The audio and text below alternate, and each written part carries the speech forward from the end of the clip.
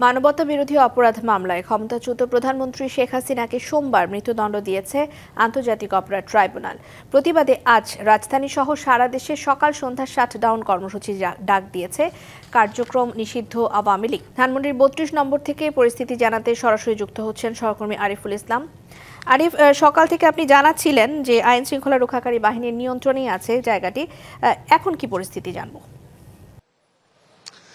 ঋতুনা, সকাল থেকে যে সংবাদ বা যে খবরটি দিয়ে আসছিলাম সেটা কিন্তু এখনো রয়েছে, কারণ এই ৩২ নম্বর যে বাড়িটি, সেই বাড়িটির চারপাশে ঘিরে রেখেছে আইন শৃঙ্খলা বাহিনী। শুধুমাত্র পুলিশ নয়, এখানে বিজিবি রয়েছে, সেনাবাহিনী রয়েছে, আরও অন্যান্য গোয়েন্দা সংস্থারা তারা কিন্তু কাজ করছেন নিরাপত্তার স্বার্থে, যাতে করে কোনো প্রকার বিশৃঙ্খলা সৃষ্টি না করা হয়। এই ক্ষেত্রে আপনি জানেন যে গতকাল থেকেই এখানে ব্যাপক সংঘর্ষ চলছিল, এমনকি ছাত্র জনতা আইন শৃঙ্খলা বাহিনীর মুখোমুখি সংঘর্ষ দেখেছি আমরা, রাতভরও দেখেছি, উত্তপ্ত অবস্থা দেখেছি, কিন্তু সেটা সকাল থেকে আমরা দেখেছি একেবারেই স্বাভাবিক, এবং কি সাধারণ মানুষের জনমনে আতঙ্ক বা উদ্বেগ এই ধরনের বিষয়গুলো কিন্তু আসলে লক্ষ্য করা যায়নি। তবে হ্যাঁ, যেটা যদি আমি একটু বলতে চাই যে সাধারণ যারা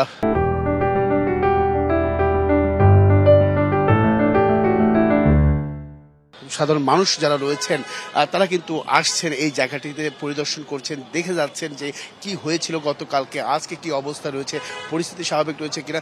সেই আমজনতা, সেই সাধারণ মানুষ তারা কিন্তু এখানে ভিড় করছেন একে। তবে সেই পরিমাণ যে আপনি যদি বলেন রায়কে কেন্দ্র করে কর্মসূচি নিষিদ্ধ আওয়ামী লীগের ডাকা যে কমপ্লিট শাটডাউন, সেই শাটডাউনের পরিস্থিতিটা কিন্তু একেবারেই স্বাভাবিক। সেই জনমনে তেমন কোনো আতঙ্ক বা উদ্বেগের সৃষ্টি বা উদ্বেগ দেখা যায়নি।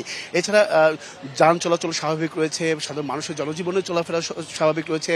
আনাগুনাও আমরা দেখেছি সকাল থেকে ব্যাপক হারে মানুষের যাতায়াতের বিষয়গুলো আমরা কিন্তু দেখেছি। এর পর্যায়ে বলা যায় যে এখন পর্যন্ত তারা এই ৩২ নম্বর যে বাড়িটি ঘিরে চারপাশেই দেখছেন শক্ত অবস্থানে রয়েছে, এবং কি তারা ব্যাপকভাবে প্রস্তুত রেখেছে যাতে করে যে কোনো সময় কোনো ধরনের বিশৃঙ্খলা সৃষ্টি হলে সেটা যাতে করে তারা নিয়ন্ত্রণে আনতে পারে, পরিস্থিতি নিয়ন্ত্রণে আনতে পারে, সেই বিষয়েও কিন্তু ব্যাপক নজরদারি রেখেছে। তো সবকিছু মিলেই বলা যায় যে এখন আপাতত ভয়ের কিছু নেই, কোনো আতঙ্কের কিছু নেই, কারণ এই জায়গাটিতে একেবারেই স্বাভাবিক পরিস্থিতি বিরাজ করছে। তো এই ছিল আসলে এখান থেকে হৃদয়ের সবশেষ।